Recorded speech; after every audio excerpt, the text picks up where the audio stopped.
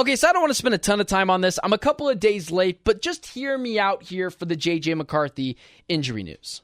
And this could sound non-sensitive, but I mean, I am to the situation. It's terrible. You never want to see someone get injured.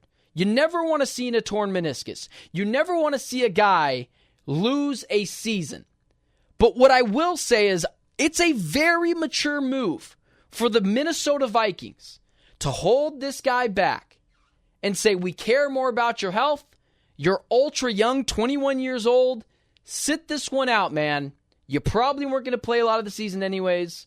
And that's why I believe, although injuries are terrible, and no one's rooting for injuries, and I am quoted saying that I thought JJ McCarthy could be the best rookie quarterback this year.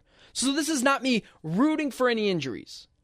But here's what I will say to a Minnesota Vikings fan base that, let's just call it what it is, it's kind of solemn right now. It's kind of sad. A lot of tragedies and tough injuries have happened back to back to back to back. But let me build it like this, Minnesota Vikings fans, in which I know a lot of you guys, and I actually kind of like the fan base. So let me build this positive narrative for you. You weren't going to win the Super Bowl this year. You probably weren't making the playoffs this year. Isn't it just better to bottom out? Isn't it just better to let Sam Darnold take the reins and just be clear-cut awful? Could JJ McCarthy's injury, which we all said is terrible and no one is wishing an injury, could it be a blessing in disguise? JJ McCarthy, let me just paint the picture for you. JJ McCarthy takes all year just to relax, sit back, learn the playbook, knows there's no pressure to play by week 8, week 9, week 10, and just learn behind a capable, veteran, journeyman quarterback like Sam Darnold. And then with Sam Darnold at quarterback, although he's a journeyman, he's capable, he can mentor, he's been through the NFL, he's a veteran quarterback at this point. It's kind of awful as a starting quarterback. So if you have Sam Darnold, you're probably going to lose a lot of games. You're probably going to lose a ton of games. And that's not a bad thing. Imagine if you're in the same scenario, the same shoes that the Chicago Bears were in just a few months ago. You decide, let's say the Vikings get a top 3 pick because their offense isn't there. The defense I still don't really believe in either. Danielle Hunter's gone. They got Jonathan Greenyard, but who knows how that's going to pan out. But think about it. What if this is just a lost year for the Minnesota Vikings? Just one lost, rebuilding year for the Minnesota Vikings. You let TJ Hawkinson get healthy. You let this offense really gel and figure out what they need. Jordan Addison develops again in his second year. Justin Jefferson is an elite wide receiver again. JJ McCarthy can just sit back and take the ropes and learn the ropes behind Sam Darnold, a capable veteran backup journeyman quarterback who can teach him the ropes of the NFL, and just sit back, be awful this year, be tremendously awful, and then you already have your quarterback for the future. You don't have to worry about a Carson Beck or a Shedeur Sanders. It seems like over in Minnesota, they are sold on JJ McCarthy as their quarterback of the future. This is the best place to be in. JJ McCarthy takes a year to learn. You bottom out. You get a top 3 pick. And you do what the Chicago Bears did and fleece another team. Take multiple first-round picks for a quarterback-hungry team that there will be in April. And allow yourself to just develop. Let JJ McCarthy learn. Get a top 3 pick, still have a first-round pick in this year's draft, replenish that draft stock that you lost last season from trading up twice in the first round the first time, and then again to trade up one spot to get JJ McCarthy on this team. You replenish that draft stock, and who knows?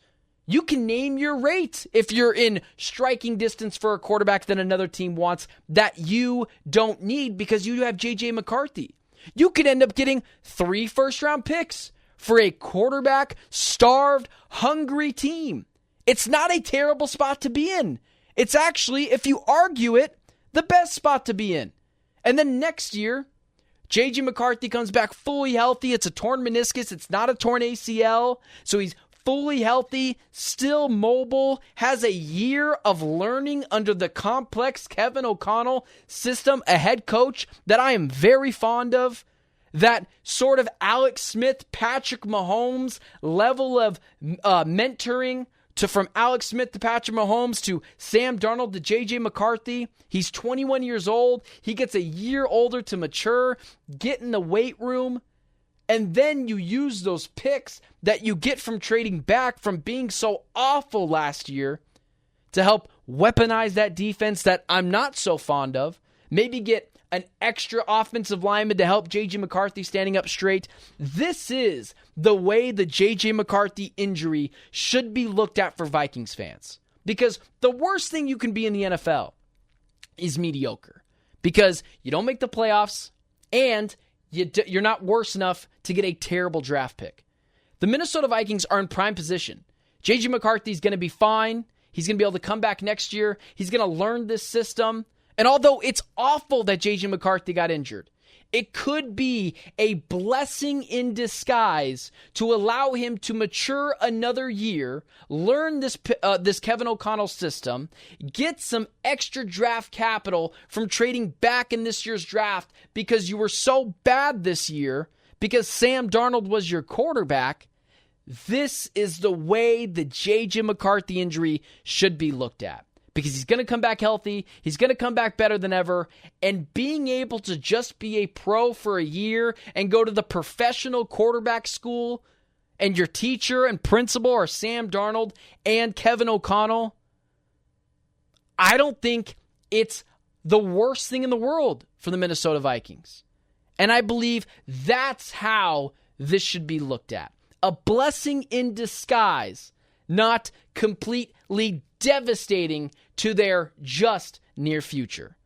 I believe the Vikings, if they play their cards right, can really capitalize and be a threat to win the NFC North next season.